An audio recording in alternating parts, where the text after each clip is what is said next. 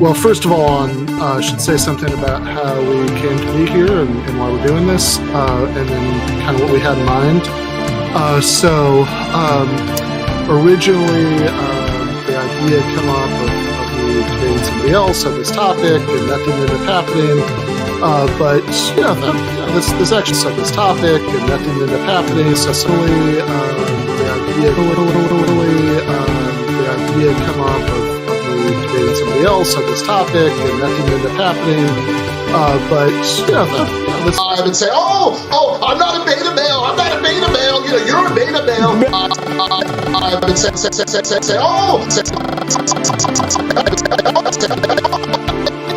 you're a beta male. Beta. I eat extra sharp. That's what I eat. I eat extra sharp. That's what I eat. I eat extra sharp.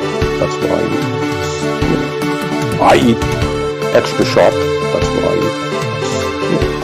I eat extra sharp. That's what I eat. I eat extra sharp. That's what I eat. I eat extra sharp. That's what I eat. I eat extra sharp. That's what I eat. I eat extra sharp. That's what I eat.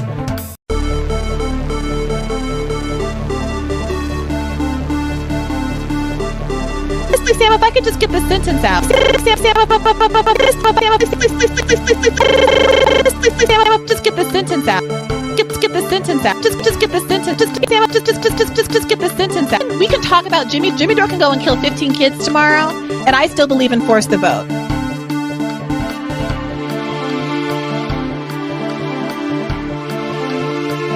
Get back in the business of creating a more peaceful world. Please clap.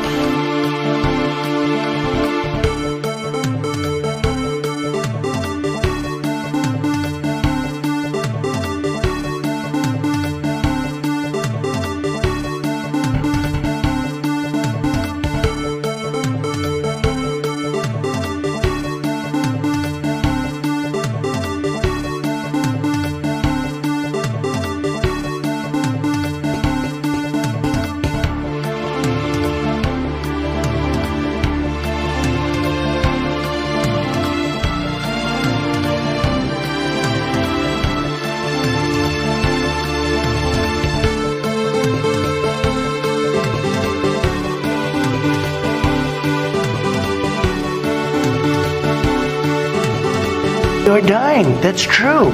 And it is what it is. You're dying. That's true. And it is what it is. You're dying. That's true. You're dying. Dying. Dying. That's true. And it is what it is. You're dying. That's true. And it is what it is.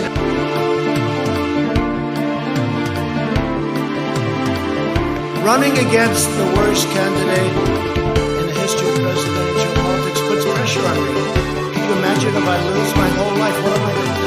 I'm going to say, I lost to the worst candidate in the history of politics. I'm not going to feel so good. Maybe I'll have to leave the country. I don't know. Running against the worst candidate in the history of presidential politics puts pressure on me. Can you imagine if I lose my So notice something. I defended him on his bad joke because I have standards and I have principles. They felt pretty comfortable after day 2. Hello, users, and welcome to another episodic installation of Above It All. We got a guest lined up for today. They have not messaged me back in 3 hours, so this is the part of the stream where I have an anxiety attack. This is why I don't have guests, because when I tell them show up at a certain time, they consider that to be all right. I'll show up at that time. I won't say that I'm ready. I won't say that I'm almost ready. I won't give any messages for the 4 or 5 hours beforehand. So we'll see. But I got a guest lined up for today, hopefully in the next 20 minutes. But I'm going to get through some of the news here. We got some news. I have news. There's there's news that exists, and I'm going to go ahead and de-smudgify my glasses. You know, you'd think do this before the stream. You'd think, but you know, what are you gonna do? Could do it during the stream. It's like a filler, you know? It's like an hour-long show, but I've got all these like little filler skits, you know? But yep, so we got a show here today. Got a show here today. I've got a show. It's here today. And so we're gonna have a show. So we got a show here today, and that's the stage that we're at in our lives, where we're all watching shows. We're all showing shows. We're watching shows. We got all kinds of shows that we're showing. We're watching. We're showing. And we got some shows. So that's pretty much the world that we're living. Like, we're living in a world right now, folks. We are living in a world. So yesterday, I had quite an experience. And so it feels like, for me, it feels like 15 years since I last did a live stream. So I got to get back into the swing of things. I know it's only been 24 hours, but for me, it's been a lot more than 24 hours. Let me tell you.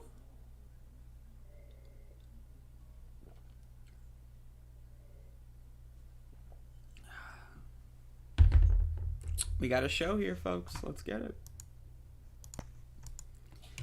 So yesterday was day 155 of protests in the city of Elizabeth City in the county of Pasquotank County over the police assassination of Andrew Brown Jr. that took place on April 21st, 2021. We had a good showcase yesterday. A lot more people came out than have been over the last, X amount of time. And so we had a bunch of people come out. We had some signs. We had some megaphones. We were loud. And we were proud of the fact that we are fighting for justice in Elizabeth City. Of course, for those of you that do not know or do not remember or want just another refresher, it has been 155 days since Andrew Brown Jr. was assassinated by the Pasquotank County peace officers. That's right. They are now spending $69,000 US dollars, not like, Monopoly money, but actual dollars. They are spending $69,000 to change the name of the sheriff's deputies to peace officers. So that way, when you see Robert Morgan getting a brew at Muddy Waters, you can say, oh, that's not sheriff deputy murderer of Andrew Brown. That's peace officer murderer of Andrew Brown.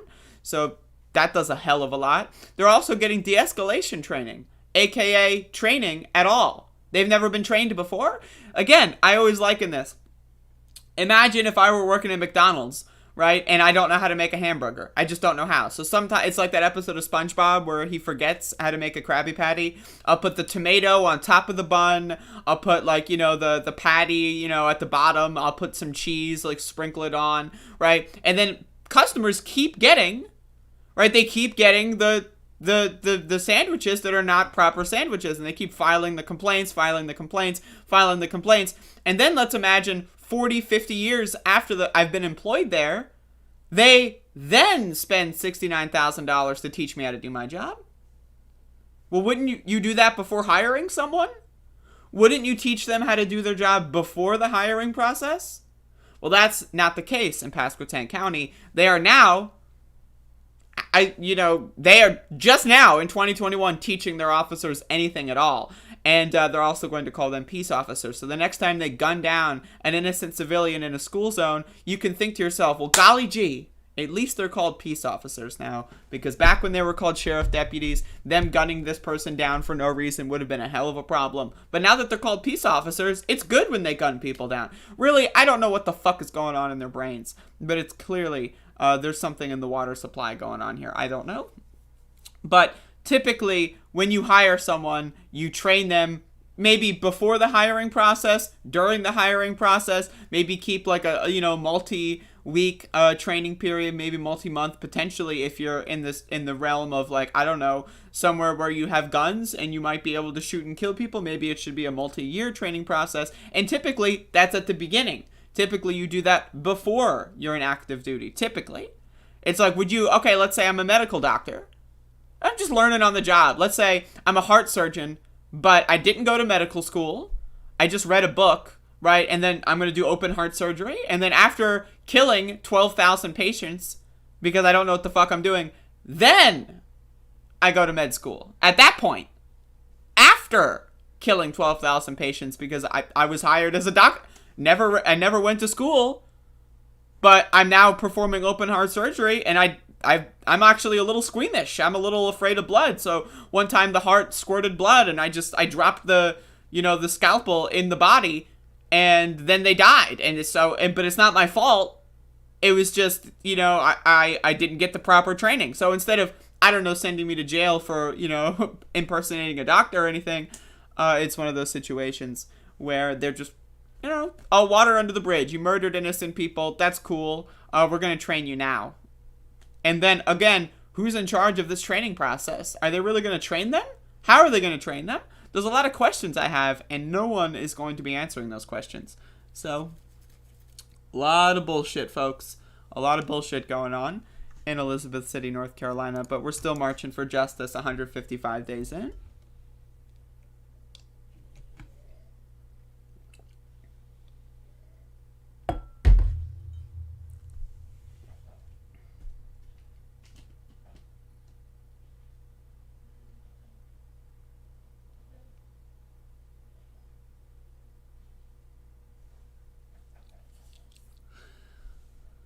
How's everyone doing?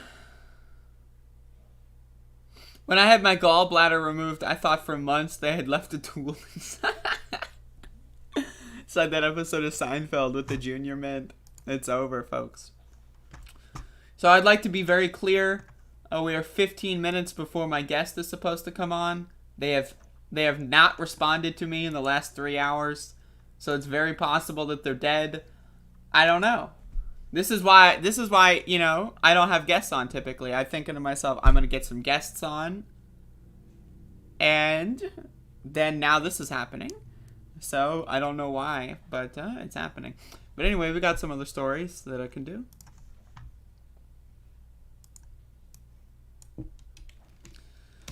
Yeah, maybe they're doing something. I'm going to be honest. I don't know. The worst part about this is when they don't show up, right? I'm going to have to change the thumbnail. They're going to show up. I have faith. Anyway, speaking of having faith, so the ACLU tweeted this. Now tell me if you can find out what's wrong with this. With Justice Ruth Bader Ginsburg's death, we lost a champion for abortion and gender equality. And on the anniversary of her death, the fight to protect abortion access is more urgent than ever. And then they post a quote. The decision whether or not to bear a child is central to a person's life, to their well-being and dignity. When the government controls that decision for people, they are being treated as less than a fully adult human responsible for their own choices.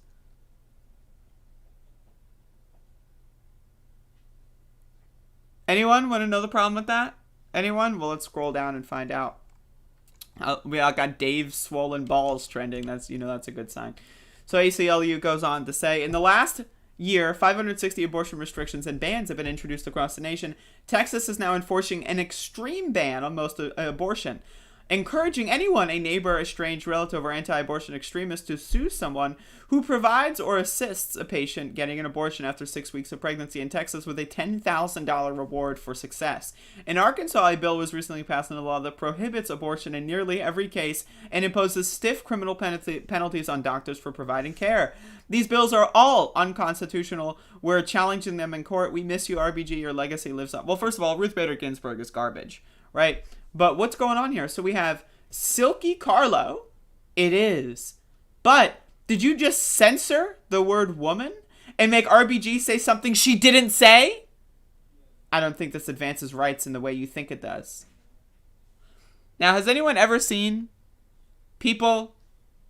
This happens all the time. Where let's say someone, uses improper grammar or something.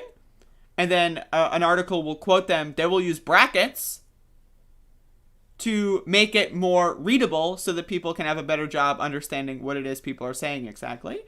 So Silky Carlo is very upset You remove the word woman from abortion rights? From the woman who co-founded ACLU's Women's Rights Project? Unreal. Maya Forrester says, getting her word in. Tim Young. Fan of abortion, Tim Young. RBG is one of the most admired women in the history of American politics.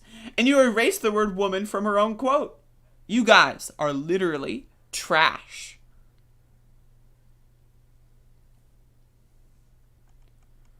Is this the quote you mean? Please don't twist Ginsburg's language. Erase and dehumanize women. Force us to include males. And then pretend to be on our side. You contemptible male supremacist hypocrites. At least they're acknowledging that males can, in fact, have uteruses. In this tweet, they are actually acknowledging that, yes, trans men exist that have uteruses and can carry to term pregnancy. So at least they understand that. But either way.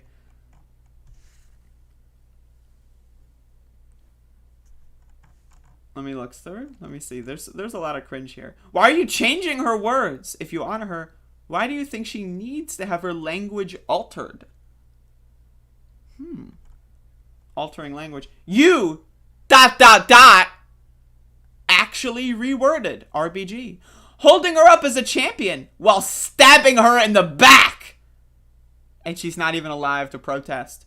Every time I think ACLU has reached ethical bottom, you dig another level down. I actually donated to you for decades. Unbelievable. So yeah, advocating and trying to make sure that abortion access isn't restricted. I sleep. Whatever. Abortion, who gives a shit? What really matters are words. That's way more important. Notice, all of these people are now trying to strip funding from the ACLU. I'm not going to donate anymore. While you are in the middle of the biggest abortion rights scandal going on in U.S. history in the last 70 years, I'm going to stop my donations to the ACLU. Why? Because they wrote "they" in a tweet. I'm going to defund one of the only agencies that exists for protecting people's rights to an abortion. While I, a totally real radical feminist,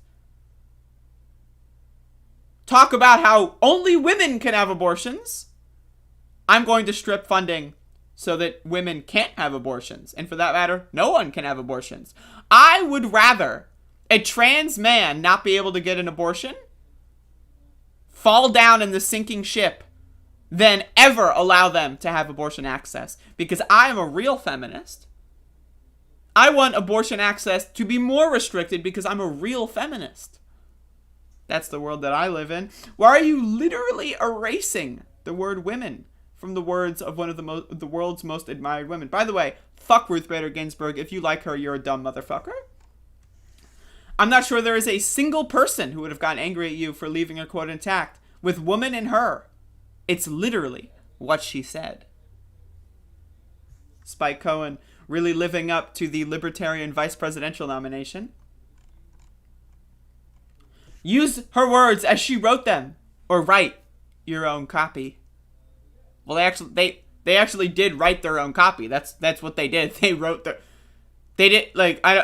this is like Biden's vaccine mandate. Either you get vaccinated or don't. Use her words or write your own copy. Well, they wrote their own copy. So what is your... that's what they did. That's literally what happened. This is one of the most sinister tweets I've ever seen. No! We lost a champion of women's sex-based rights. RBG did not fight for gender equality. Quite the opposite. She fought to abolish the gender stereotypes that were used to rationalize sex-based oppression. I don't really even know what that means, but I think I agree with that. It's both offensive and dishonest to quote someone, but edit their words in the way you have. To do it with the wonderful Ruth Bader Ginsburg, perhaps even more so.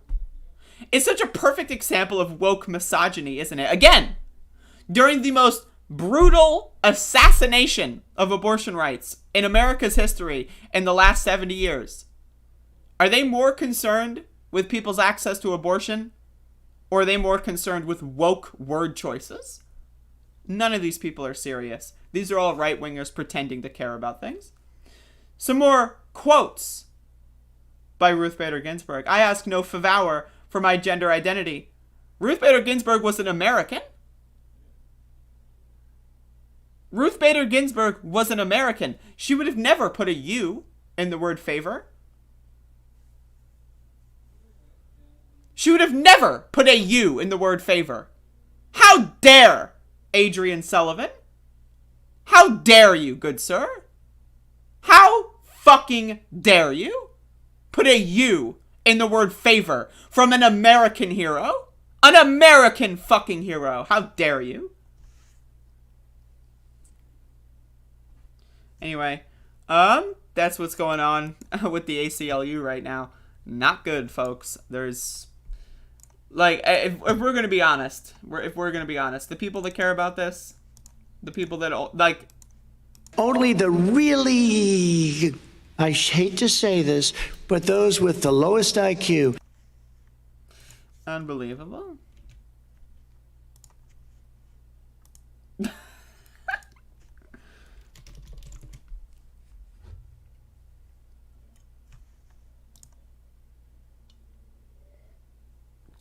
Slept through my alarm, reporting myself late. It happens.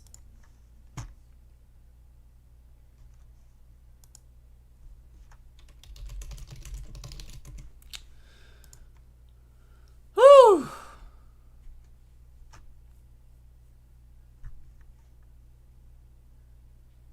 Weibo.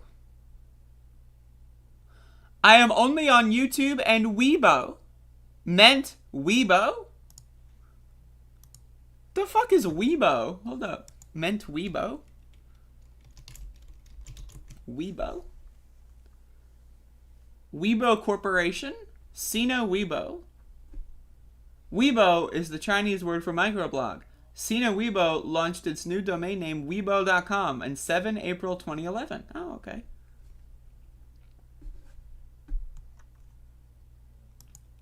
Why are you on Weibo?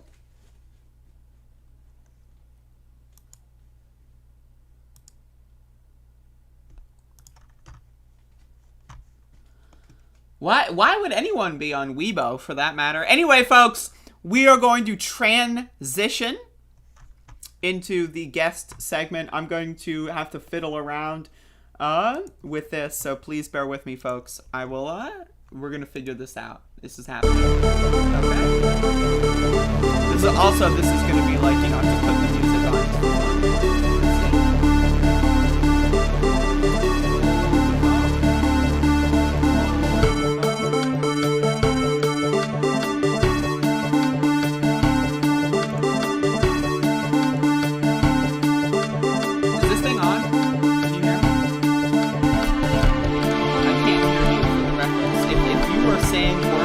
I'm not hearing anything.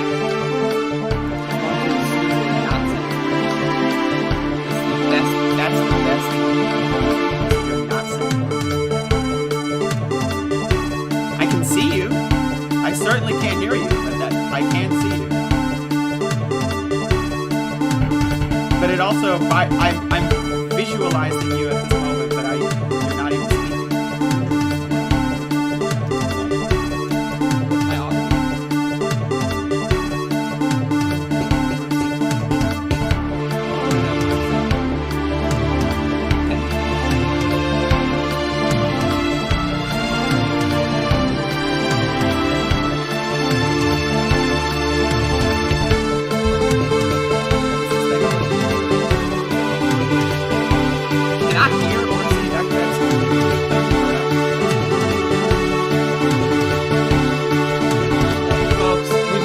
We've got some technical difficulties, folks.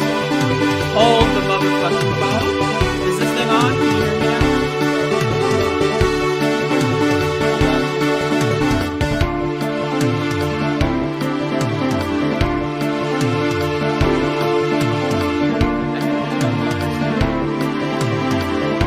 Hello? Hello?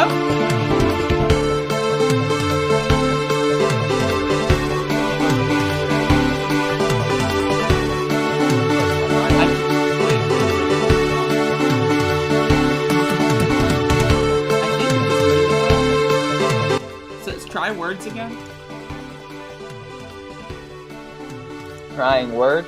Okay, yeah, you're just like, your audio is like so low. Are you like 15 miles away from your... That should be something that I can fix. I hope so. The fact that you're broadcasting right now, so. I hope that that's something you can fix. But you can hear me, right? Am I visible? No, I don't see you. You don't see me. I have like a little loading thing. Little loading thing. Okay, I want you to turn the call off, and then we're gonna just restart it. That's gonna be what we're doing here. Okay, we're gonna restart it. See, this is the behind the scenes that other YouTube shows don't show you. This is what happens. Hello? Yes, I am here. Now I can't see you. Can you see me? Not yet. I'm just getting the loading box. I can't see you now.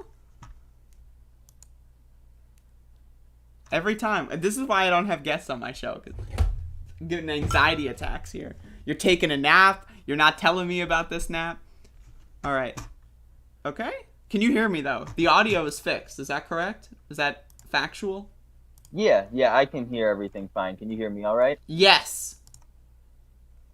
I just can't see you now. Try leaving the call and rejoining.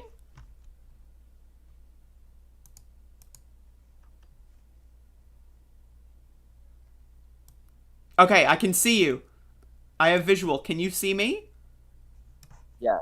No, not yet. But I mean, it looks like it's loading. I don't know if me seeing you is crucial to the show. Right? We can deal without that. That's definitely something that we can handle not having.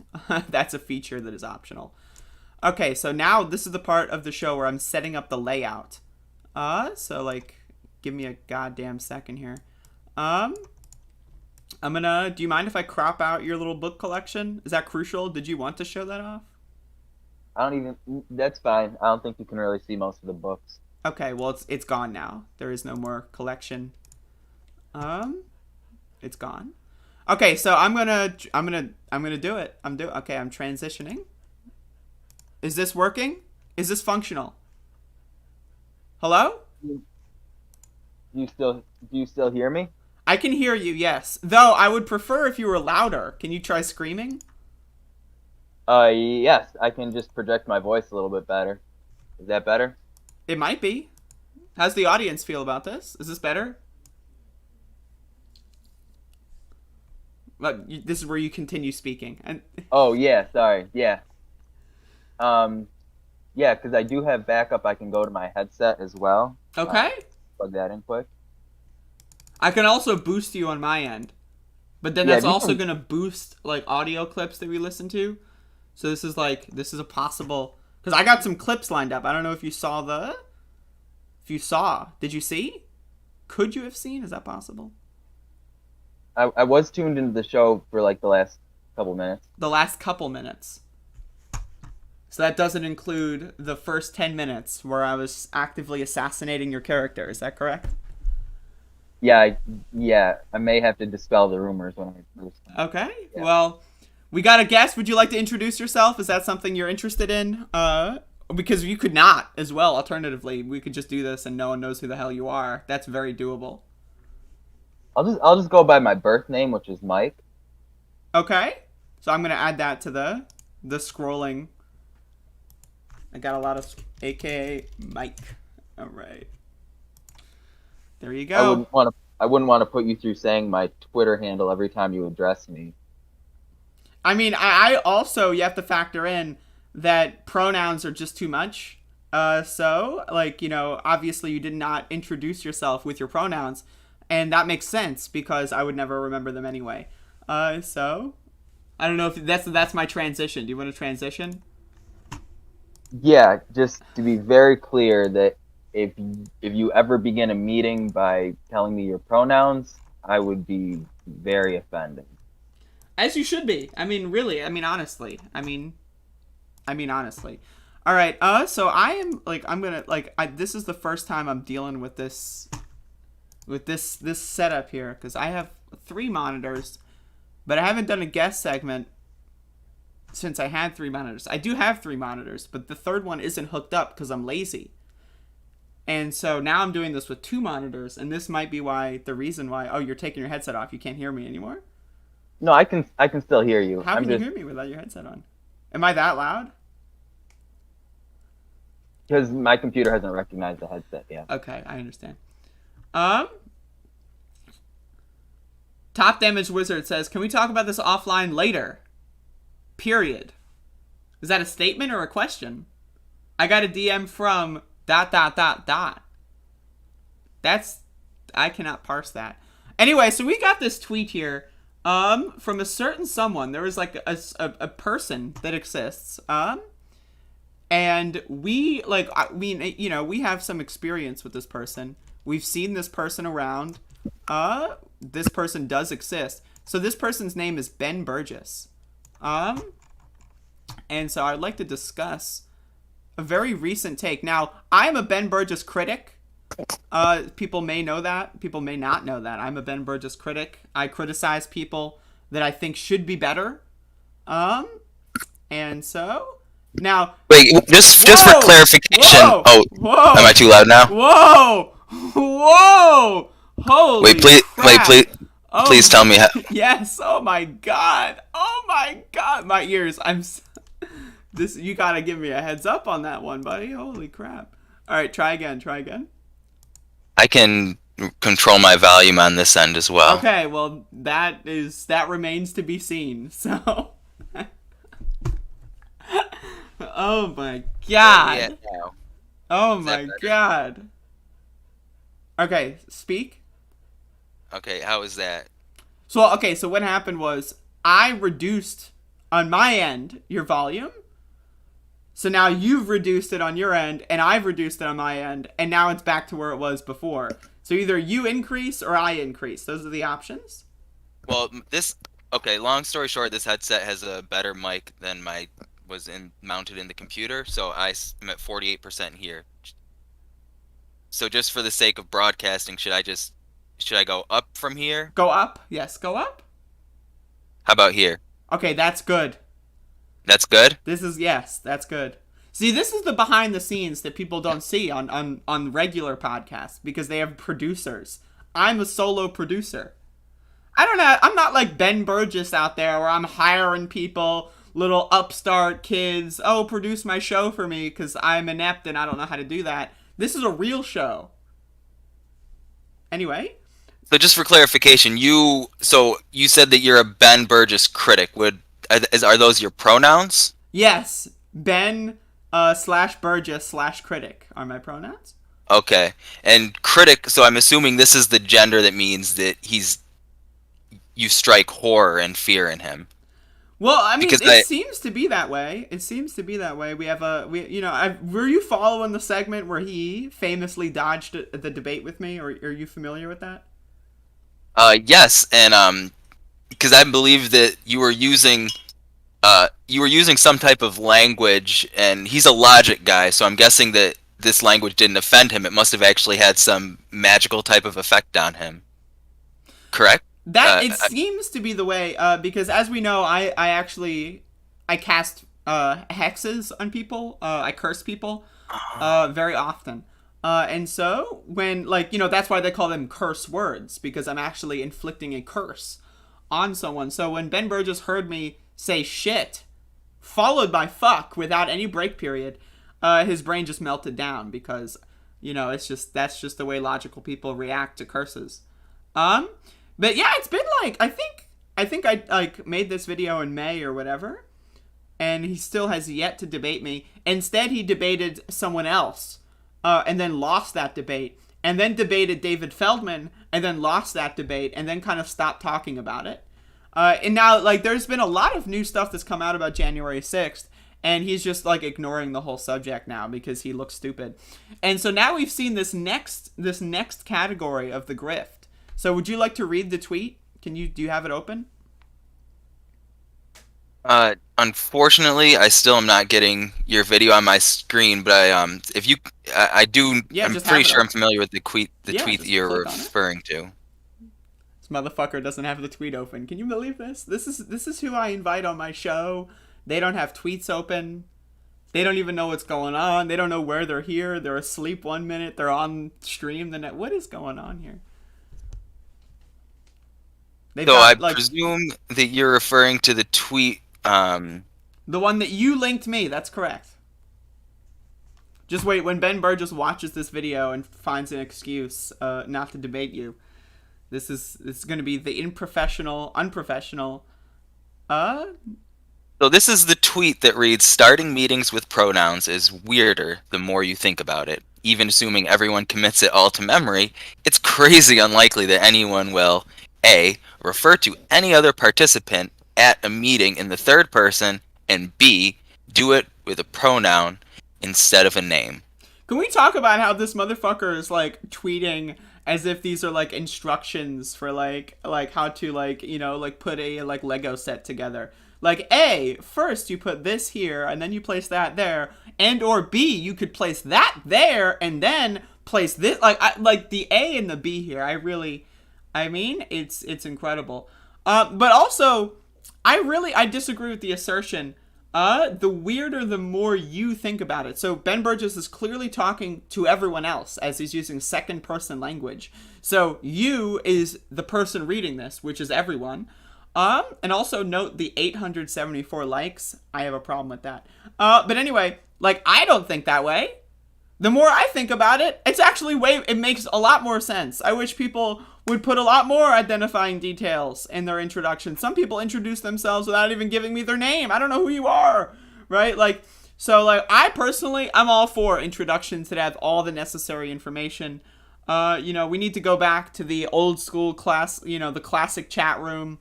We need to have the A, S, L, and then add P on there for pronouns. Because this is the world we live in. And can we just zoom out for a moment? Because I just want to give some context, because I'm sure that not everyone knows exactly who Ben Burgess is.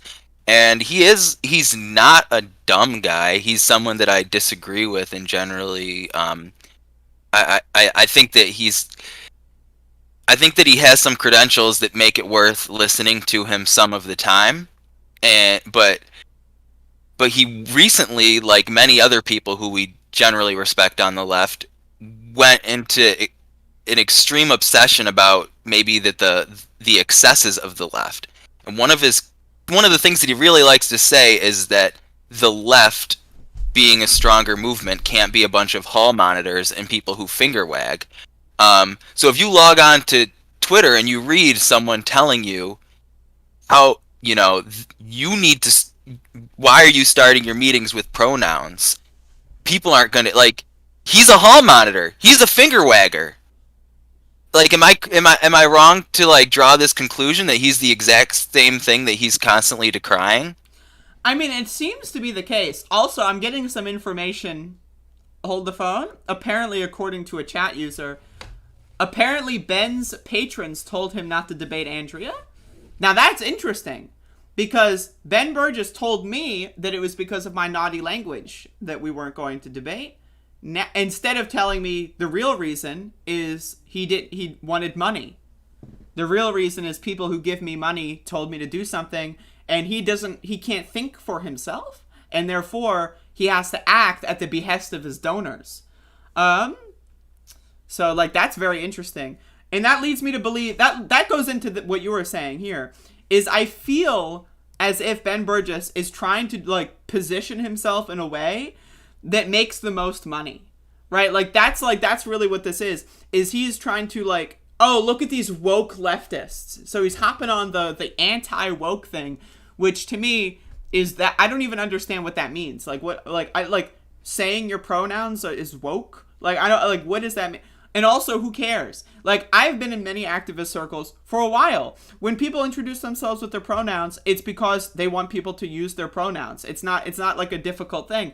And also, people, when you're in certain meetings, people will get, if you're meeting someone for the first time, sometimes they'll give you a lot more information than you bargained for. It's oh yeah, I live here, and, I live with 3 dogs. Their names are Buster, whatever. And then sometimes, let's say 6 months later, I might forget one of the dog's names, right? That is not the same situation as someone's pronouns, right? Yes, sometimes people will introduce themselves with information that isn't necessary, right? And that you will forget. That doesn't mean they shouldn't introduce themselves with that information. What it means is that certain information you might forget. The onus on this is on the people who are forgetting the pronouns, right? Like if you are just like, oh no, I forgot these people's pronouns because they like, that's your problem. That's not their problem. Like the moment they tell you their pronouns, in the same way that the moment they tell you their name, I'll be honest. Sometimes I meet people, especially at like protests, you know, I'll forget someone's name if I've only spoken to them a couple times. There's so much going on, right? I'm probably high, right? So it's like sometimes I'll forget someone's name. It happens, right? That doesn't mean that doesn't mean that you shouldn't introduce people with, oh well, hi, my name. Oh, I was going to give you my name, but I wasn't because you might forget my name. Like, you know, the logic here doesn't make any sense. But I'm going to read the second tweet. I agree that using non-preferred pronouns is extremely obnoxious. Also, like, this whole preferred pronouns language needs to go away. Like, there is no preference. Like, this is like, oh yeah, I prefer, like, you know, to eat my eggs with hot sauce. That's a preference, right? Like, your pronouns are not a preference. It's just what they are. It's like, oh yeah, like, you know, I prefer to have, you know, 5 fingers. You just have 5 fingers. There's no preference. Right, so the whole preferred pronoun language is the same thing as in the same category of lifestyle. It's like, oh yeah, if you want to live that lifestyle, what lifestyle? It's not a lifestyle. It's just how I'm living. But anyway, I agree that using non-preferred pronouns is extremely obnoxious. You shouldn't do it. I'm friendly to, giving people name tags. Anyone who feels like it can list their pronouns, by their name. But the meeting opening pronoun thing feels way more ritualistic than functional. Okay. Also, this isn't a mutually exclusive thing. Most people will have their pronouns in their name tag. Right? You know, like, it's not like an either or. I just don't get this. I really don't even understand what it is. Also, it feels more ritualistic than functional. I mean, the whole comma is a lot more ritualistic than functional. Those commas aren't necessary. Why are those commas there? It's because of the ritual that we call grammar. I don't know. There's a lot going on here. What's your opinion? So I want to actually Uno reverse you. So I saw an argument further down in the thread that some people are actually uncomfortable sharing their pronouns. I think that was put forward by Gene Bajlan or someone. Sure. Yes. His name. Yeah. And I've heard this argument come from other people in the trans community. I think Natalie Wynn made a similar comment about feeling, you know, anyways, like, what's your opinion on that? A lot of people that are still going through, like, you know, they don't know what their gender identity is. They don't want to present themselves in a way that makes them feel like they're boxed in. I get that. So my thing with that is, like, it's optional.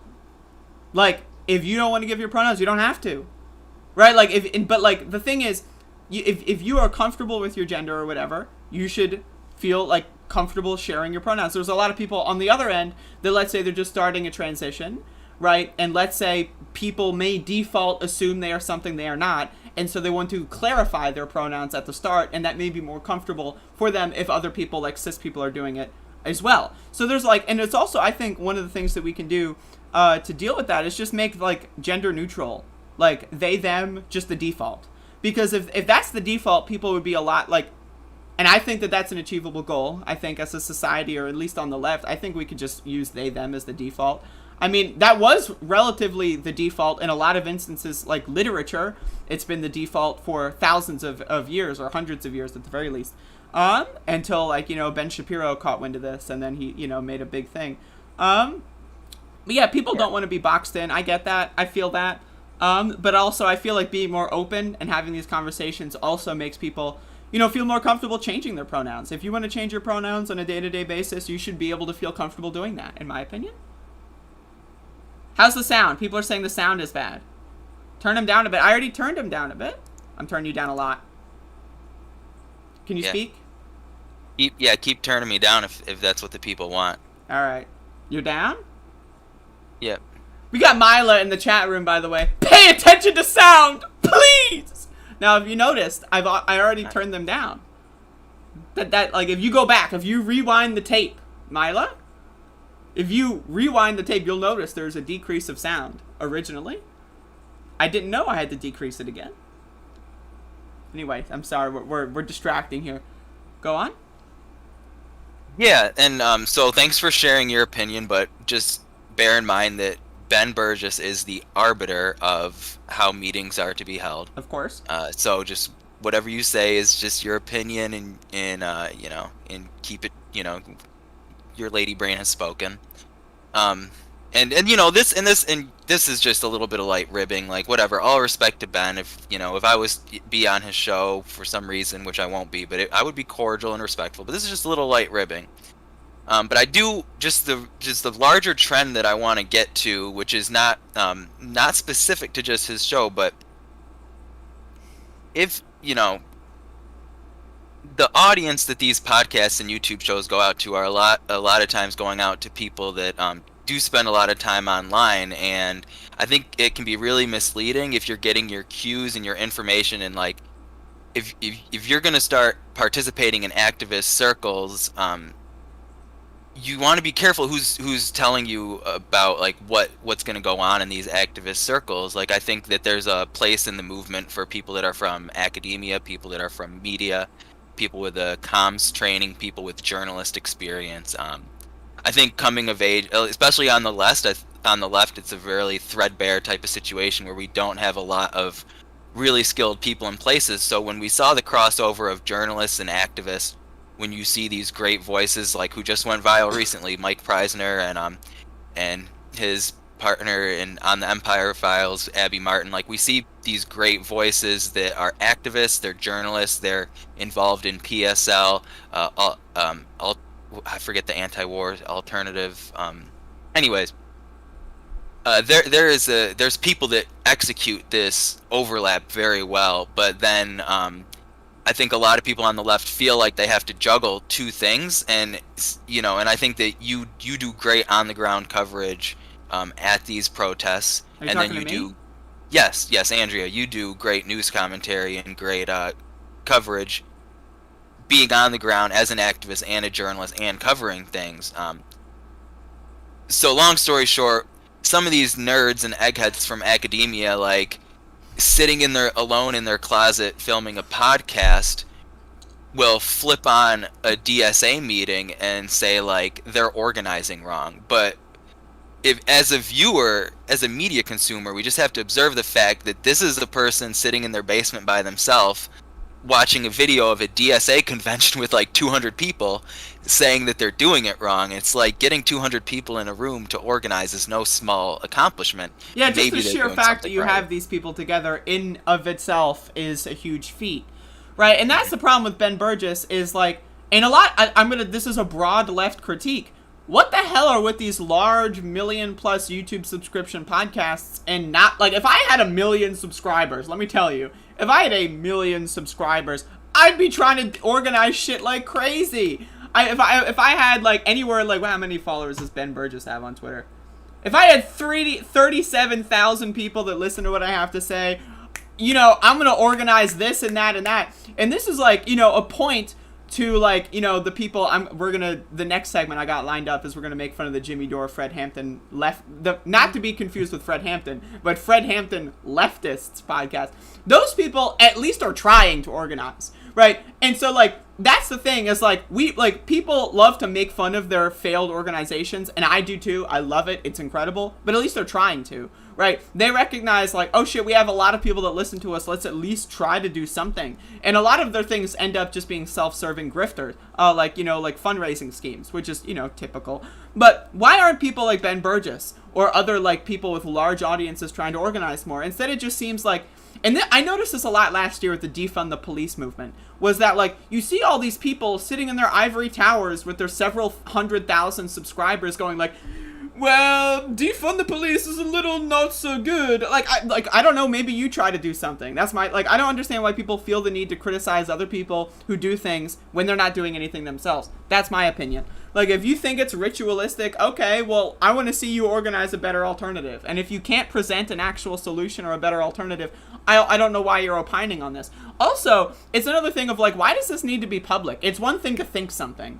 Like, oh, man, someone made me eggs and the yolks were a little runny. It's another thing to say it out loud, right? And also, let's say, like, there's someone who made me eggs. Like, let's say that they're a chef and they make eggs at work all the time. And let's say that, like, maybe like they've gotten a lot of complaints from customers, and I say, hey, by the way, your eggs are a little runny, and in the context is they're just flooded by egg criticism, and then they have a mental breakdown, right? We're in a context right now where society harasses the motherfucking shit out of transgender people, and for you to go out there on your platform talking about, it's the weirdos who have weird pronouns, those are the problems, it feels ritualistic to me to even acknowledge them.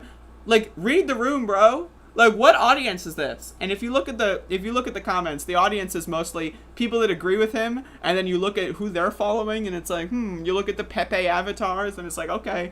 And then people that are saying, this ain't it, chief. And I think that we're on the this ain't it, chief, terrain here. But also, an interesting thing happened.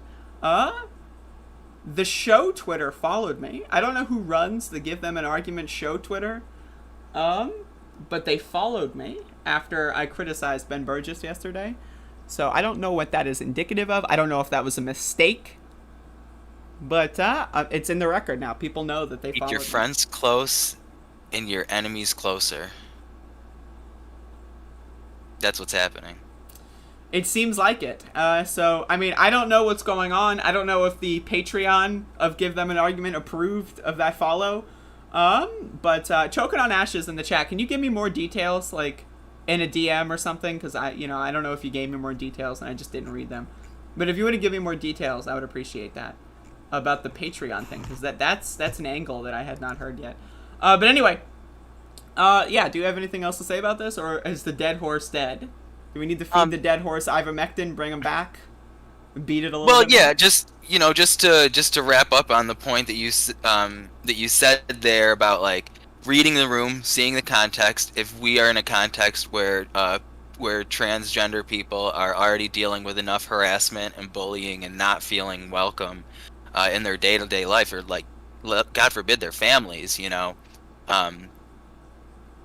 I mean, for just coming from a guy who wrote a book that I read and enjoyed, Logic for the Left, like, why is it a lot of times when these leftists break bad and start, coming after the left for the excesses and regressive nature of the left, it's like you've already printed a book about how we can be more logical and reach out to the right more cordially and respectfully. Why not keep that energy for people on the left as well? I don't know. I agree. I mean, the thing with Ben Burgess here that it really boils down to is he's written 2 books, and since the publishing of those books, he has done the exact opposite in personal behavior. So he wrote a book about logic, and now he's being extremely illogical. He wrote a book about canceling comedians while the world burns, and then he canceled me, a comedian, and won't debate me while the world is burning. So right now, he's 0 for 2 as far as upholding the principles that he laid out in his books. And it's like, I feel like it's a do what I say and not as I do scenario that Ben Burgess is trying to teach us. Brilliant bit. It's honestly a brilliant bit. It really is. I mean, it's incredible. And, I don't know how many pages were in his second book, but I know his first book only had like 80 pages. In fact, I've got it right here. I'm going to look at it. How many pages does it have? Let's see. It's a pamphlet, really. But, no offense. Oh, okay. It's got 100 pages. I mean, anyone can write a 100-page book. Like, I'm going to write a 100-page book, and it's going to be called I'm Writing This Despite Ben Burgess. And so that's the announcement of my new book here. But anyway, I feel like people fluff themselves up too much. I feel like Ben Burgess is trying to become like the new Christopher Hitchens. In fact, I think his next book is about Christopher Hitchens. And I feel like that's what the world, like that's the lane he's occupying. He's trying to be like a great philosophical thinker that generations will think of in the future. And in doing that, he's just looking like a jackass at many times. And I think that that's something that really needs to be understood here, is that, like, there's a lot of people that are in political Twitter and, like, on, like, political online left spaces that have massive egos, right? And I have a massive ego. My ego is huge, right? Like, I mean, it's huge. Like, look at me. I'm trying to think of a way to make that funny, but I can't. But I've got a big ego. But at least, one of my things is I try to keep it in check, like, I'm not going to be out there tweeting about, like, oh, people with weird pronouns, please stop telling me them. Like, that's, it's strange.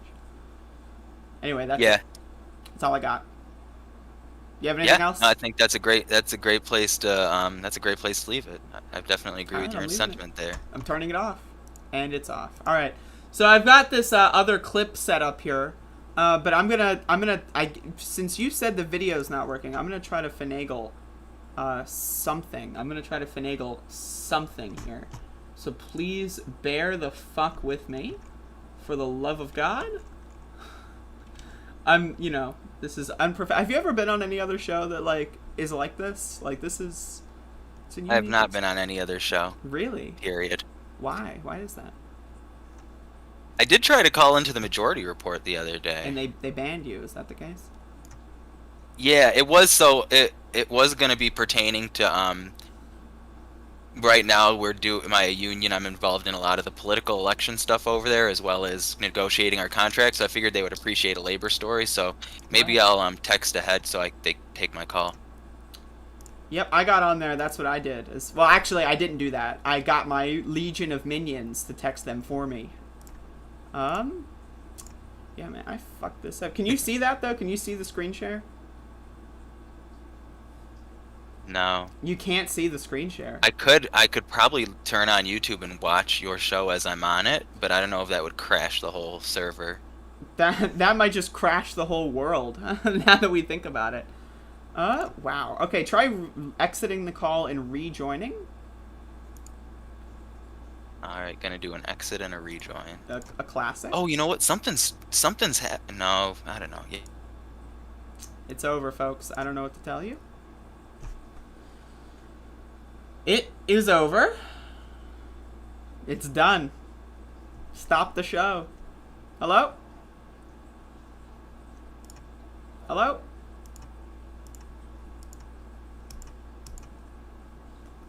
Alright, folks. There's a lot going on. Now Max is barking. Who knows? Who knows what the hell's going on here? There is a lot going on. I cannot hear you. But I guess you can't hear me.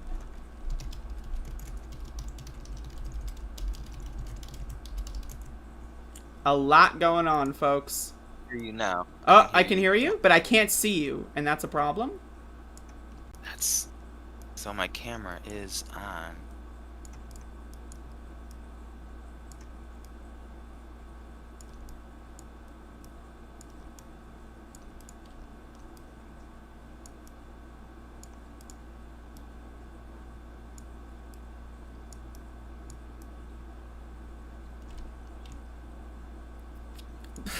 This is so fun. Possible that the internet just isn't strong enough on my laptop. That could be an issue because is that possible? Okay. I don't know if that's a real thing, but I've been doing most of my Zoom calls over my phone. Right. Do you want to try joining on your phone? I don't know if I don't have Discord on my phone. Oh my god.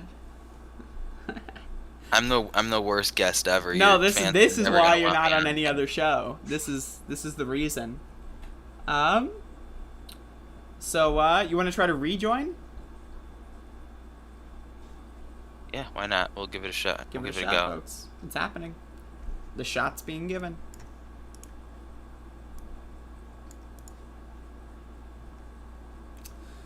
The shot is being given. Good old shot of ivermectin. So yeah, you're still loading. You're loading for sure. Can you hear me? Are you? What's happening? Yeah, I'm sorry. I hear you. You hear me? Yes, You're I like hear half you. of a Democratic politician right now.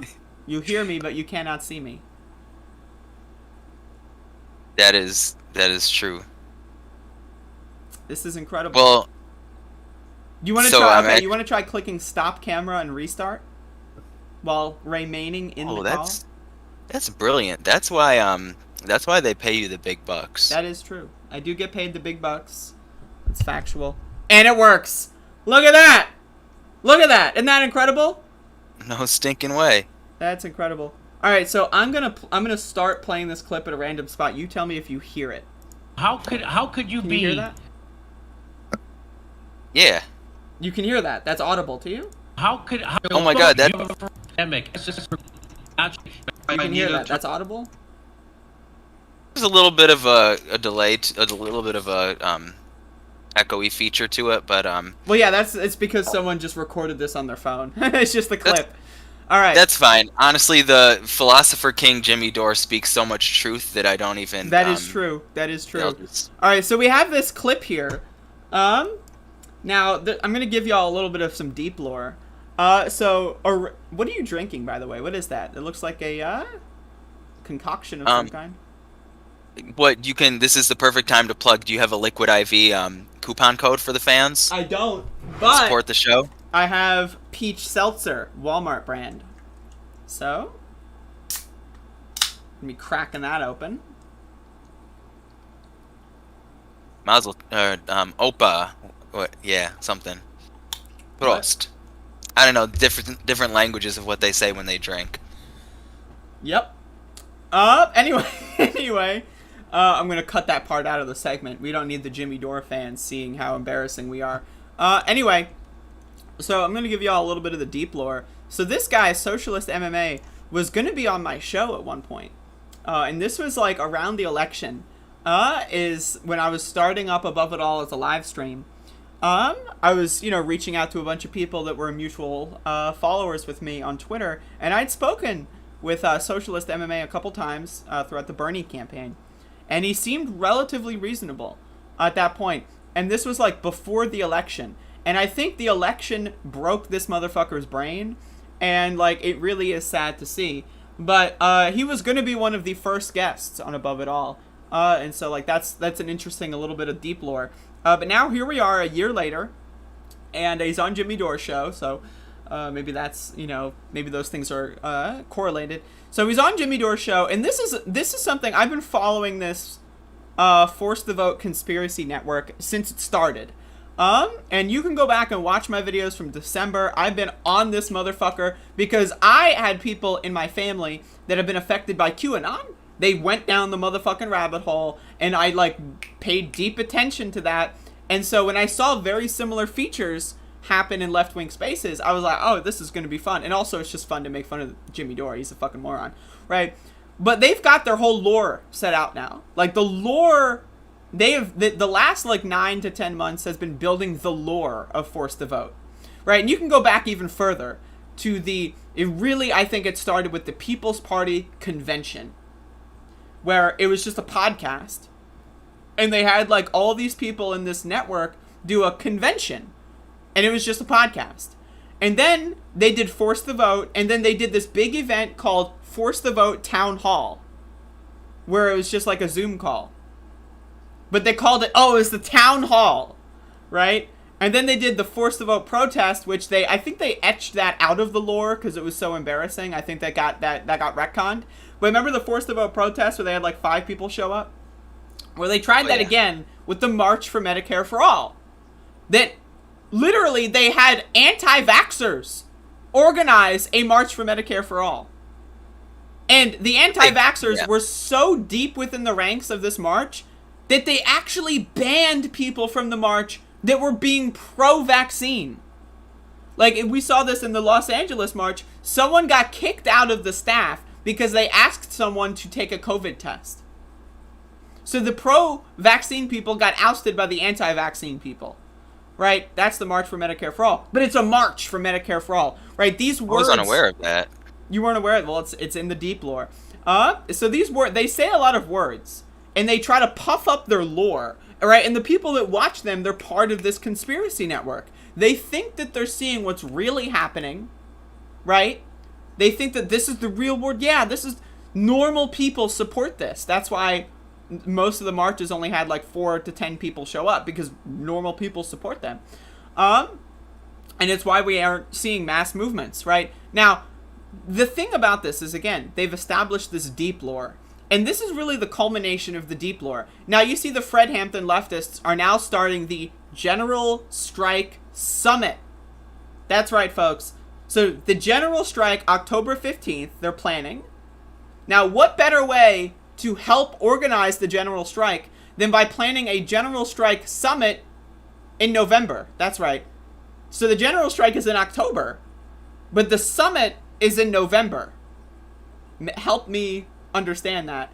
But anyway, here's Nick, aka Socialist MMA of the Fred Hampton Leftists podcast, and Jimmy Dore discussing why Nina Turner lost. How could you be running as a progressive for Congress in the middle of a pandemic and not show up to a Medicare for All march? And then you're surprised you lost?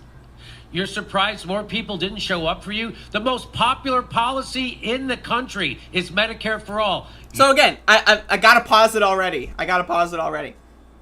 Again, if you call something the March for Medicare for All, like people that don't know the deep lore and haven't studied the conspiracy network, they're just gonna hear, oh, she's against Medicare for All. That's the idea. That's the goal of Jimmy Dore's whole entire like grift campaign, is to convince people that the leftmost people in Congress don't support Medicare for All, actually. And what is the material effect of that? Not voting for them. At the end of the day, nothing else matters in the power structure of Congress, right? Nothing else matters. The end of the day is they're getting people to not vote. And you just grazed a point that's really crucial, because you just said when you hear them say March for Medicare for All, it has a different meaning to different people, and I feel like this is because there's kind of a cult following around this sect of the podcast left. It's just like they say when you're in a cult, is they use language and rhetoric to obscure meaning, not to clarify meaning. That's exactly. Yeah. So when they use these different terms, like it means something different to them necessarily than your average viewer. Exactly, but it's also so vague, right? So like people that are familiar with the conspiracy network, they're gonna know it's bullshit, right? This is like election integrity, right? They like people that know what the fuck you're talking about, they're gonna know it's bullshit. But the people that are in the conspiracy are gonna think about like the Dominion, the ballots, the fucking space lasers, right? Because they're deep in it. But the whole thing, election integrity, it's the umbrella so that normal people that haven't followed the deep lore of the conspiracy see, oh, this is about keeping our election integrity upstanding. We need to have integral elections or whatever, right? And this is the same thing with the March for Medicare for All. The people that know the conspiracy are going to know that the march was ran by or anti-vaxxers, anti-maskers. They're going to know that no one really supported the march. They're going to know that it was a giant flop. They're going to know that most of the people that spoke at the event weren't even left-wingers. Like, they had a lot of people speak at the event that did not even support Medicare for All. They were just going up there for, like, photos and then, like, at a photo op, right? But, like... Alternatively, and just like I was just saying, and to them, these force the vote, these terms are litmus tests, and when you speak these words in their terms, you're a true leftist. Exactly. That's the way that you build the cult, right? And so when you describe that to a normal person that, let's say maybe they're not that big into the online left, right? Let's say they're just scrolling through YouTube and they happen to come on in this video, they're gonna see, like, let's say like maybe they are genuinely, why did Nina Turner lose? Like, maybe they're just trying to find that out. Maybe they're not too familiar, and they find this, and then they're going to be, oh, there was a march for Medicare for All, and Nina Turner didn't show up. She's not a true left. Like, the whole idea is to bring people into the conspiracy network. And so again, and again, this is a great clip because Socialist MMA goes on the full greatest hits. We're gonna get like the greatest hits re-release compilation album. So check this out. You don't show up for a Medicare for All march, and you expect people who have a revolutionary spirit to vote for you, to get off their ass to vote, and then you lose and you don't know why? I gotta be honest, revolutionary spirit. Like, again, it's about the spirit, right? Like, that's the thing. It's, you got a revolutionary spirit. Are you going to go out there and do anything? I'm going to attend a March for Medicare for All. My spirit's revolutionary, though. Like, I really... Go on. You're trying to speak. Go on. Oh, well, yeah, and you know, and there's... If people listening want to look into it, there's a lot more in-depth analysis of this type of radical liberalism and, like, the type of activity that they're referring to as revolutionary here. But this really obscures the fact that all of the great movement leaders and revolutionaries in our history, they built their movements up, like, just brick by brick, just painstaking hard work, like bringing people together. It wasn't just some type of viral moment, some type of thing where it's like we're going to be here. You're either here with us or you're the enemy. Even in my own personal experience, as I'm like growing and learning in my own union right now, we're not harassing politicians to come to support us. These are politicians that we've interviewed, that we've endorsed, that we've phone banked for, local politicians that we've done work with in our area. And if, God forbid, we ever end up out on the picket line, and then because of the movement, because of the building that we've done, that we're a union and a movement that they want to be a part of, we might have someone from the state senate or an assemblyman or, or a senator show up, and then our boss has to deal with that. And it didn't start by us saying, "You're a fucking sellout." Was that a sound clip, or did you say that? That was me.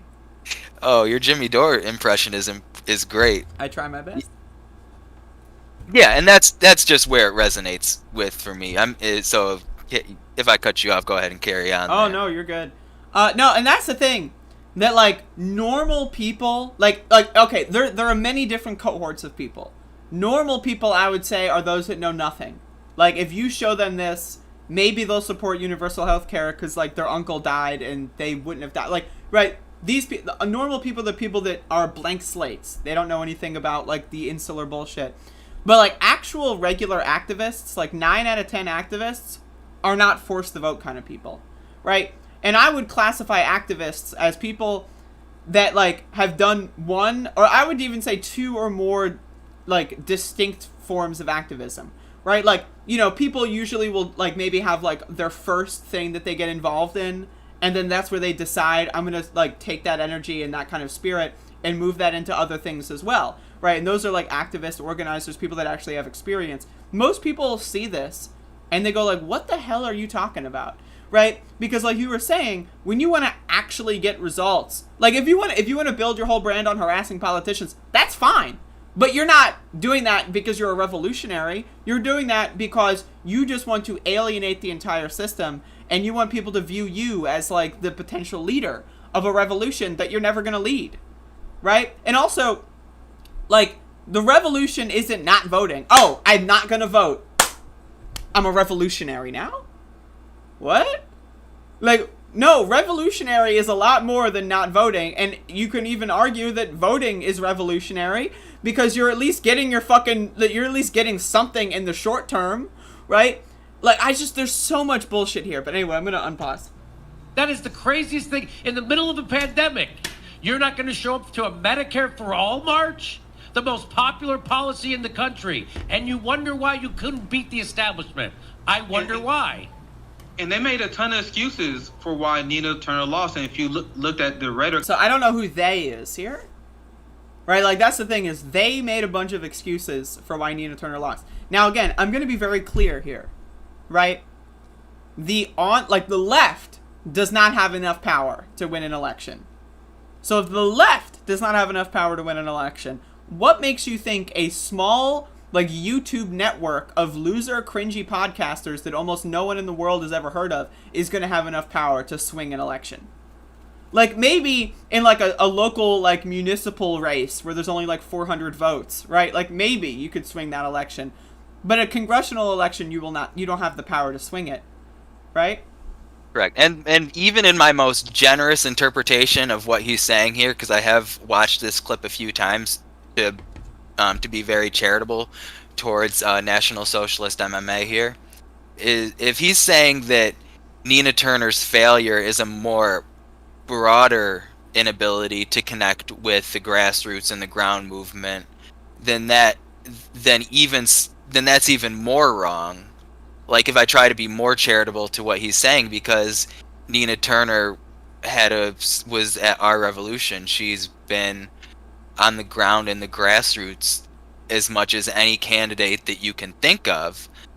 So and that's what's wild to me, is that, like, these people organize one event and they think, oh, you didn't show up at our one event, because in their minds that's the whole world. They've never done anything else.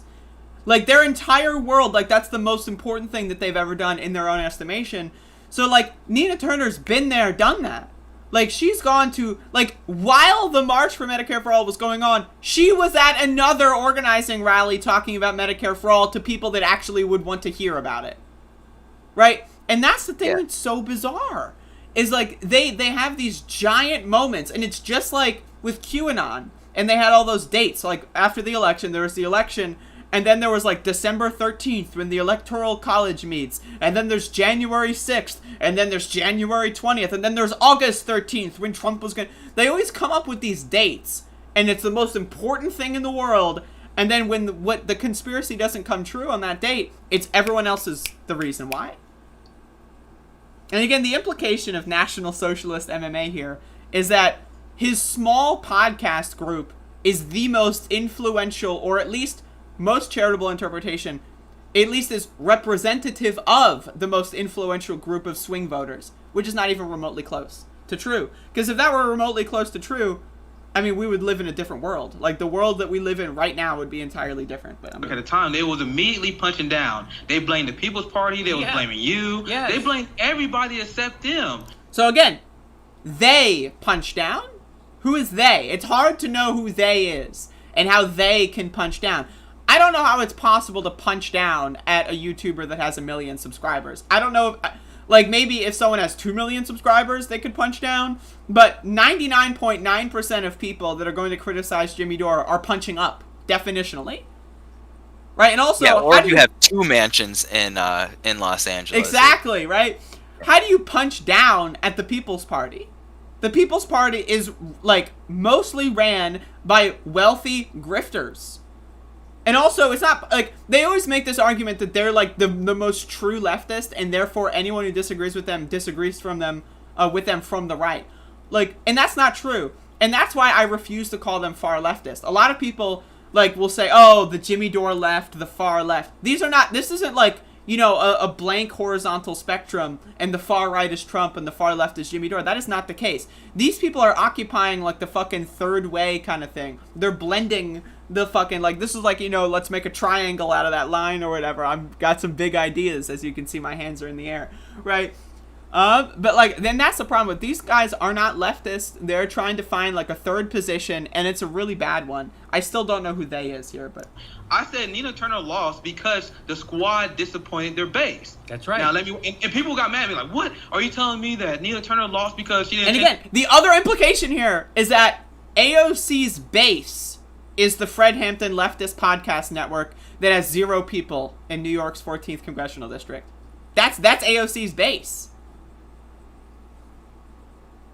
Yeah, I mean, it's just crazy that to even view this clip out of context of whatever the rest of their show was, you would have to be so entrenched in their thought process, like, because for someone who's not tuned into their show often enough, you can't even, it's hard to even make sense of what they're saying and who they're referring to at times, because no sane person would, like, look at this, the movement that they're orchestrating right now and make a connection between that and AOC's base and voters in the Bronx. Or, you know, that I don't exactly understand. That's why I tried to maybe extrapolate if this is an analysis of a more broad, a comment on a more broader connection to movements or their movement specifically. But it's hard to even piece it together. It's all over the place. And that's the thing here is, like, these people are all over the place and they're all ego-driven, like, podcasters. Like, Nick, this guy... Like, did you see the Force the Vote sweatshirt? Please tell me you saw that. I mean, like, oh my god. In fact, I'm gonna bring that open. I have that open somewhere. Hold up, I gotta find the Force the Vote sweatshirt. Because it was so bad. It was really the worst thing in the world. Yep.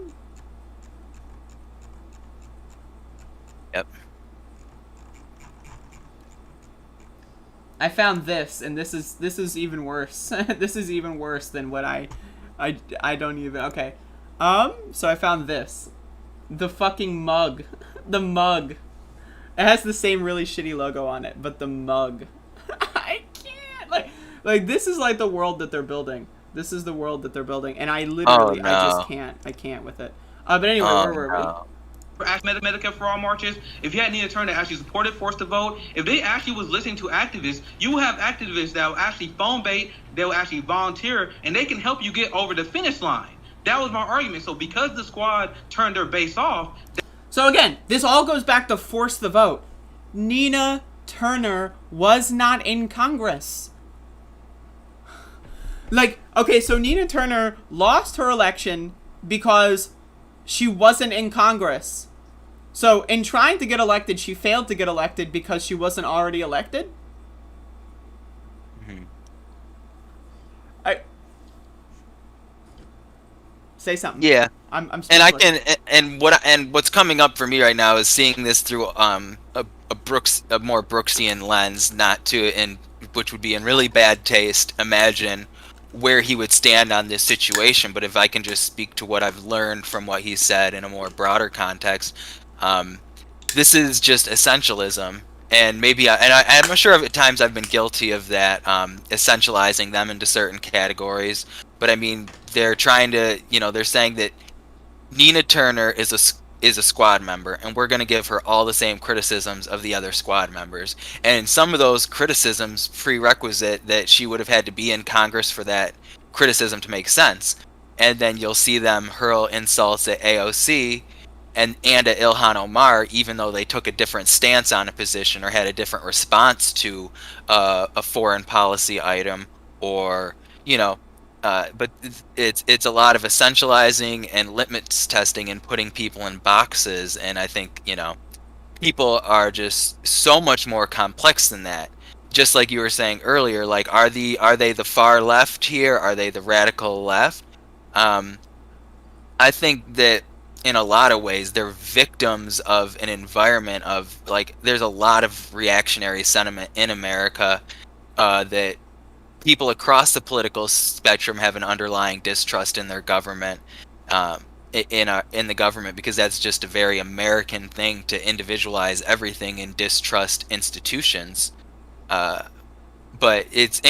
not, and I'm not going to soften my criticism of them, because they're clearly intentionally or unintentionally looking at institutions and looking at democratic structures and different coalitions through a very cynical lens and profiting off of people's distrust.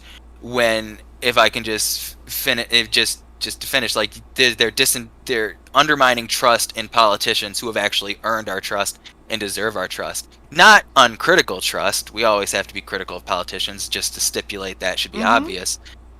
But and they're profiting off of it. When we actually That's have the a most good important aspect that you need to know about all of this.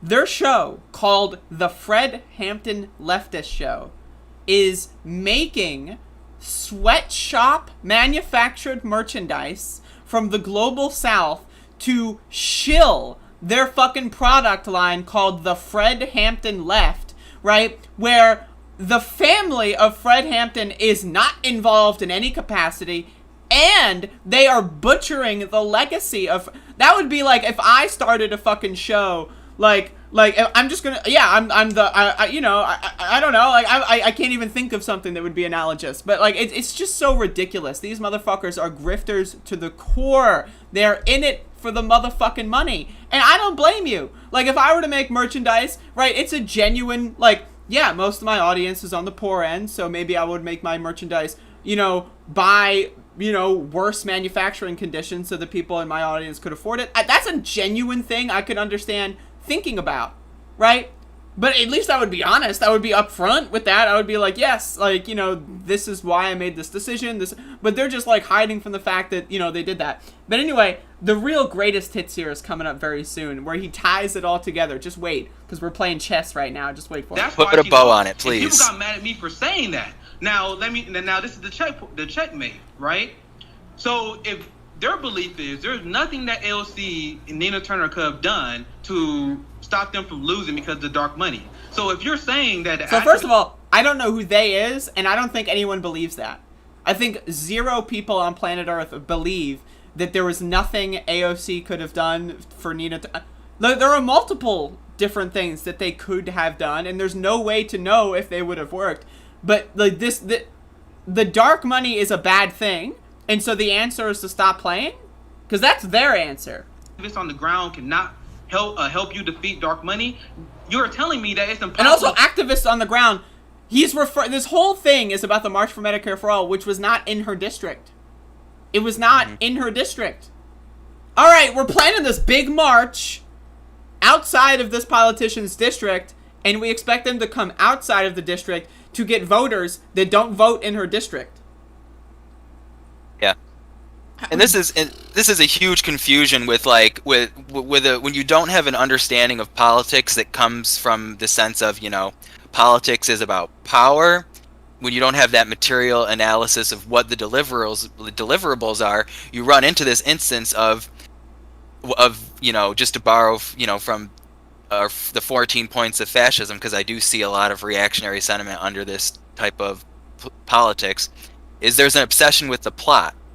If a politician is doing good things or bad things, judge them on that. But this constant saying like, oh, well, they just did this because, yeah, the plot. That's a very good thing. And that's what the main thing about the conspiracy network is they build this deep lore.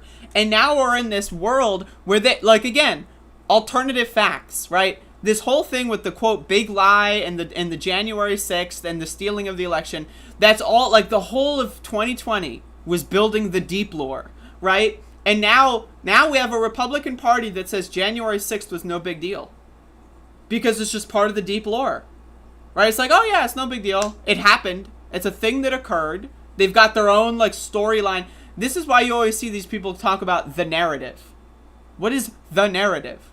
Right? The narrative is whatever it is that you're telling your audience. That's the narrative. Right? But and Jimmy Dore does that a lot. Right? This guy is about to do this. It's all about the narrative. It's all about whatever the whole movie is that you find yourself in at any given time. Take over the Democratic Party. Mm-hmm. That's the checkmate. So you're saying no matter how enthusiastic we are, we will always lose to dark money. And hey, no one is saying that. That's the thing. No one said that. So they said, right? They being Socialist MMA and Jimmy Dore said they didn't support our march. Therefore, they're disconnected from the base, which isn't at the march because it's in a different district, and they're disconnected from the real left, the activist left, which also supported Nina Turner by actually doing campaign events in her district. That was where the real activists were, right? But no, the activists left are disagreeing, right? And the squad, which doesn't include Nina Turner because she's not elected, didn't force the vote, which is bad because Nina Turner was on with AOC on an event, and so that means they're connected. It's like that image of that show with the guy with the push pins and the red yarn. That's what all of this shit is. It's it's a giant fucking conspiracy. But money will always come. The dark money will always come. So if you can't overcome that, if we can't overcome that with Nina Turner, who else is more popular out that is not elected than Nina Turner? If she can't overcome that, then we might as well get... And again, Nina Turner is... I'm going to be very clear here, and this might be a hot take. She is not that popular. She is very popular within the online left media sphere because she was right there with Bernie Sanders. She was very loud, outspoken. She said a lot of very correct things in very pivotal moments. She is popular in our media sphere. Most people, if you go oh, hey, Nina Turner started a podcast, most people are going to be like, who? Right? She's not actually that popular. It's not like people that are watching everyday TV are going to go oh, it's Nina Turner. Right? Yeah, and she does, she does have history in Ohio, and she is a name in Ohio. She was Absolutely. A state senator, so the people who are high propensity voters who are plugged into politics, they'll probably recognize her. So I don't think that Nick is entirely wrong to say that, but also if you follow the argument that he's making to his conclusion, which I believe he's talking about the dark money. This is a very complex thing where the dark money flowed into Chantel Brown's campaign at a okay. I don't want to be inaccurate here. The dark money began funding ads that leveraged Nina Turner's skepticism and disagreements with Joe Biden at a critical point in the campaign. So there was a perfect storm of a lot of different events all occurring and there was a very strategic game being played that he's trying to boil down to that if you follow his argument to the logical conclusion, he's saying, okay, so we can't win any elections, then what are we going to do? Are we going to storm the Capitol now? Is that because he's spelling it out right now? If we can't win elections against dark money, what's the alternative? No more elections? The alternative is don't fund Nina Turner, fund my merchandise store. Okay, yeah, that's actually that's the answer. I forgot. No, but I mean, like, what you said is very important, is that, like, they are living in their own world. They've got their own set of alternative facts, right? And that's just that. Nothing will be able to penetrate that, right? Like, there are a lot of reasons that you can never really boil things down to one reason, right? Like, most often the world is complex, right? Like, maybe you could say I failed my math test because I didn't study. Maybe, right? But, like, the world is not, I failed my math test because I didn't study. The world is a lot of moving parts. There's a lot of things going on. There's a lot of ifs. There's a lot of coulda, woulda, shoulda. So anyone who's trying to boil things down to one specific thing is probably lying to you and trying to sell you on a plot line.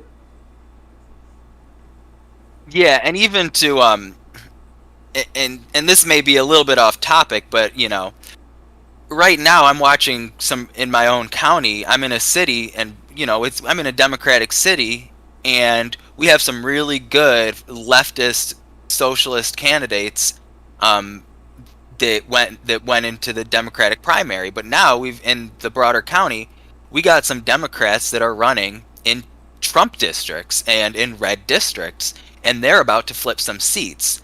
Now, knowing what I know about this group of leftists in the FTV crowd, like, would they get behind a candidate who's not perfect, but to flip a red district of the county? When you just look at their political analysis, this really actually hurts things. When you try to have a more nuanced view of politics, because some of these candidates, they're not perfect, but if they flip the district, then that gives the county executive more power, because then we don't even have a Democratic majority in our county right now. And that's the other thing. I guarantee you that these people could not possibly for the life of them describe what county elections even are. Like, these people do not know what the fuck they're talking about, right? That's why they only focus on national politics. That's it. Like, because it's most clicks, yeah. It's about, Nina Turner. It's AOC, because these are all national figures that have more. Like, when I do videos on Pasquotank County, because that's where I live, they get the lowest amount of views because no one gives a shit. They don't live here, right? But if I make a video on AOC, they might not live there, but they'll at least know what AOC is talking about because it's in the national body politic, right? And that's what these people are just trying to take advantage of. I'm going to try. There's 4 seconds left. I'm going to backspace a little bit. By the way, I'm so bad at pausing clips. I mean, I just can't get through them. That is not elected to Nina Turner. If she can't overcome that, then we might as well give up the failed strategy of taking over the Democratic Party. And that's what they're trying to sell to you right there, is that you cannot take over the Democratic Party. And so therefore, join the People's Party, which includes giving them money. That's the whole sell. They're pitching a grift that is giving them money. Why didn't Nick Brana and all of them join the Green Party? Why didn't they join the Libertarian Party that has ballot access in all 50 states, right? Why didn't they join the PSL? Why are they making their own party? Because Nick Brana wants to be at the top. And it's easier to make your own party and get a bunch of cultish followers than to rise in the ranks of an already established organization. But again, the material effect is they're going to get no votes. A Libertarian's not going to win, a Green's not going to win, and a People's Party candidate's not going to win. It's just about how the money is being, like, thrown around and who gets what percentage of the money and how they can profit off of it. Yeah. And do you mind if I give your audience an argument? Logic for the left. Let's get it. Because this is the program. This is a pretty good rhetorical. These guys are dumb as hell. So program the shit out of them. This is a pretty good rhetorical move that a lot of people in that camp do. Is they say, you can't take over the Democratic Party, or they say that incrementalism doesn't work. But then I always flip it on them and say, well, how did the people in power get into power? Like, back when the Democratic Party was more progressive, the corporatists and the neoliberals were doing the legwork. They were out there hustling and grinding. And even though I have no respect for their ideology, you have to respect your opponent on some level. They were out there going to the right... they were rubbing elbows with the right people. And the left, you know... I don't want to say the left was asleep, but the left was being systematically dismantled at that point in time. Like, you look into any of these people's histories, and they were in it for the long haul. Incrementally, you know, taking over the party, doing the two things that Jimmy Dore's crowd does not want you to do. Like, why does he not want you to follow Nancy Pelosi's playbook is my question, you know? Yeah, we should be using their strategies against them. Like, also, like, look at what's going on with the Republican Party and how, like, they went from, like, you know, the moderates, Republic, and yeah, they were always garbage, to now Marjorie Taylor Greene is just, like, in Congress every day, like, throwing memes up there, talking about space lasers, talking about how the Green New Deal is socialism and how China controls Joe Biden. Like, how did that happen? It's because they, like, had a lot of money, and they put that money in very targeted areas, and they brainwashed a lot of people. That's what the People's Party is trying to do. They're trying to get the money, right? And they're trying to brainwash a bunch of people. And the only difference is they don't want to actually be in Congress. They don't want to actually have power. They would rather have their little insular grift networks and just live their lives on, like, the grift ranch. You know, like, that's what they want to do. And, like, Republicans, right, and corporate Democrats, they actually want power. They know how serious the world is. Right, there's a reason why our judge, you know, the judge, like, the court systems and how many judges we have in the world are so far right. Even the liberal judges are so far to the right. And that's because the legal system, which was made by a bunch of fucking suits and ties, the legal system is a bunch of stupid right-wing garbage. The laws are stupid right-wing garbage. Law schools are funded by right-wingers. They're funded by all this shit, and the ideology printed into the law books is far right. And so when you have people that, like, even the most left-wing possible judge can still only do so much because the law itself is ridiculous, right? And, you know, again, having an understanding of all this and fixing it are different things. I can't tell you a one simple solution. Just do this one trick, and then the whole world will be a socialist utopia. That's not how the world works. In 30 days. Yeah, well, I mean, you know, just 3 easy payments of $29.95. Hit me up, buy my sweatshirt, and then we're good to go. Yeah. Tell @Ruben's Blacklist to DM his area code, and R will take the call today on MR. Wait, who was that? That's the letter hack. DM the letter hack immediately. Go right now. Shoot. Oh shoot, he's on what? He's on Twitter probably, right? Yep, the letter hack.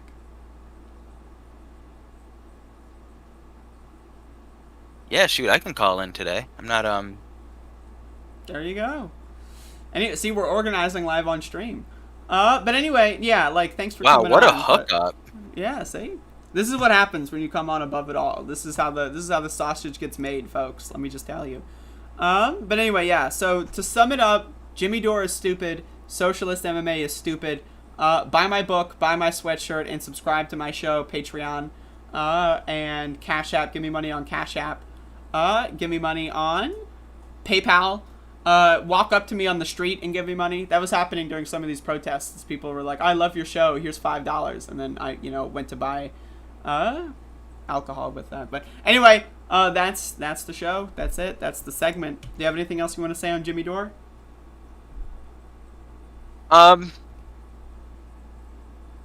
I mean, just, you know, when a lot of these people, where they are politically is the result of a lot of nihilism and a lot of repetitive nihilism.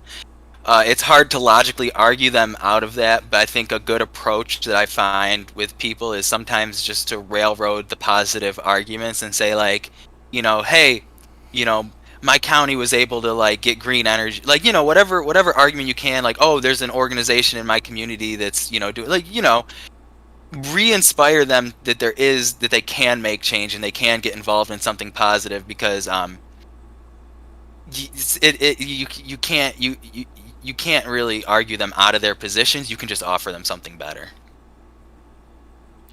Yeah, no, absolutely. And that's what we need to focus on as, like, an actual... The goal is focus on the wins. And that's one of the things, though, that they're inoculated against is, like, you know, their whole thing was force the vote, and then when AOC was like, oh, we got pay-go exemptions, so now we can actually get some of these, like this infrastructure package would probably not exist if those pay-go exemption blah blah blah didn't happen, right?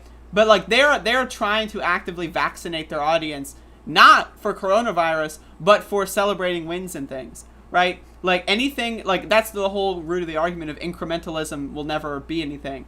Oh, well, yeah, you took over your county board and now you're redistributing taxes to fund roads and, you know, fund homeless shelters. But why didn't you do that 5 years ago? See, increment, like now, what about the people that died 3 years ago? You know, like it's the same thing. Like it really boils down to the same argument that I hear about like the student loan debt thing. It's like, well, what about the people that paid off their student loan debt? You know, like, but they make that a future tense thing. Yeah, but what about right now? Yeah, what about right now? Like, unless you can present to me a solution right now that actively gets everyone in the world healthcare, I'm not interested in what you have to say. But anyway, I think we're talking in circles here. That's it. Thank you for coming on the show. Do you have anything you want to say on the show? This is you can advertise yourself. You have a sweatshirt. Oh, this is just my well, technically this is misinfo. I'm sitting with Standing Rock right now. Right. So maybe I'm sitting with Sitting Rock right now. Okay. But yeah, no, just I genuinely appreciate the opportunity to come on your show. You're such you're a great broadcast talent, Andrea. I think that you do great work on here, and everyone patient with the technical difficulties earlier. Any Ben Burgess fans, I just want to say, you know, I'm just in good fun, just good criticism of him. This is bad fun for me. But I just wanted to voice my disagreements with him. But I do respect him, and I think his them an argument is a good approach to discourse. You know, but yeah, I respect all around, but especially Andrea. Thank you again. This show's a great show. Thank you. People should be donating money in the chat. Yes, and buy my merchandise that I don't have. Buy my book that I haven't written. You should pre-order the book. That way I can not write it and have the money anyway. Right? Huh? But anyway, I do appreciate it. If you want to come on and talk about your union or whatever, feel free to do so. I'm trying to get more guests on. I was getting like a good roll going, and then the protest started. And then so I just kind of like shut that down. But I'm going to try to get more guests on. Hopefully we'll iron out the technical side.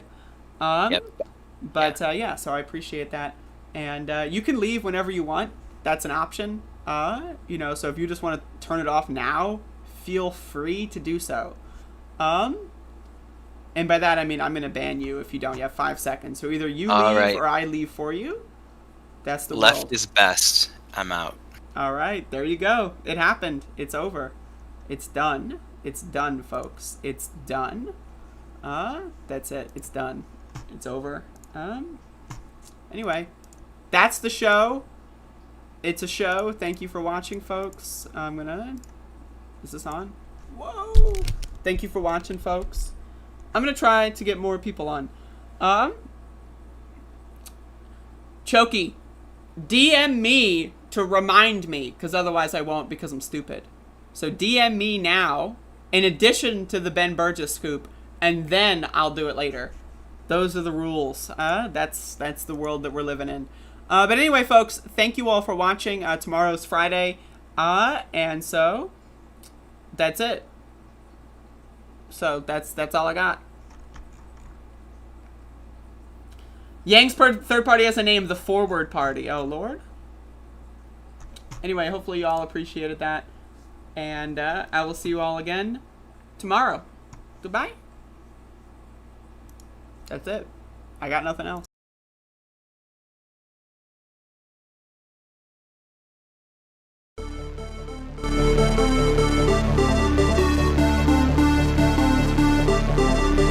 In case you don't know, and you haven't seen the latest polls, the American people hold the President of the United States in contempt. They hold this institution in contempt. They hold the Republican Party in contempt. They hold the Democratic Party in contempt. Oh, seriously, hot sauce. I've been eating a lot of hot sauce, a lot of raw peppers and hot sauce. Oh, seriously, hot sauce. I've been eating a lot of hot sauce, a lot of raw peppers and hot sauce. Oh, seriously, hot sauce. I've been seriously, hot sauce. I've been eating a lot of hot sauce, a lot of raw peppers and hot sauce. No, seriously, hot sauce. I've been eating a lot of hot sauce, a lot of.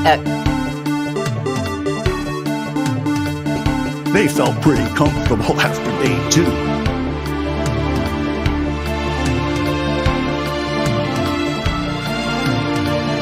Everybody comes in your grandmother, everybody comes in your grandmother, your father, your mother, your brother, your cousins. They come in so easily, so crazy. $7 million for reef fish management. $25 million to combat Asian carp. $2.5 million to count the number of amberjack fish in the Gulf of Mexico. Sam,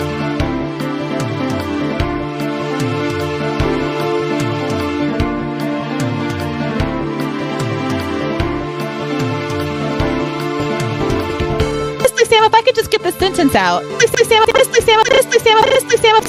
could just get the sentence out. We can talk about Jimmy Dore can go and kill 15 kids tomorrow, and I still believe in force the vote.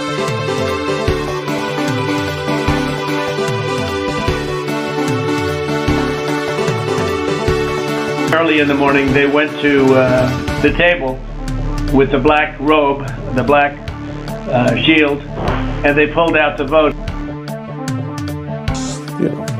I eat extra sharp. That's what I eat.